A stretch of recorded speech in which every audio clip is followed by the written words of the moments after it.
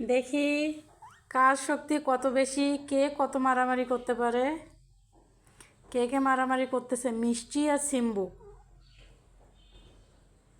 দুই বোন কি সুন্দর মারামারি করতেছে।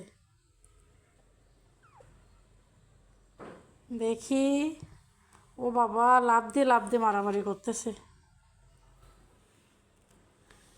এদিকে মারামারি কর, ওখানে আবার দুইজন মারামারি করতেছে, ওটা আবার গোলু আর দুষ্টু। এই যে, কই যাবা?